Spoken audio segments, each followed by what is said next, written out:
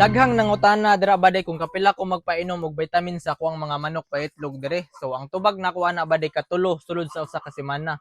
Pero siguraduon ra pud nato bade nga pagbutang nato og vitamin sa ilahang drinker, kinahanglang mahurot na siya within 3 to 4 hours kay kung madugayan na siya bade di mahurot, mapanos ang vitamins unya madaot pud ang atuang mga manok kay makainom sila og panos.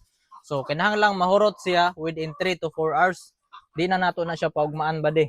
So kani akong gigamit nga vitamins, kuan ni siya bade, kaning Bitmin Pro. Napoy nangutanan nako dira bade kung pila daw ka grams nga Bitmin Pro powder ang akong gibutang diri sa ilahang drinker.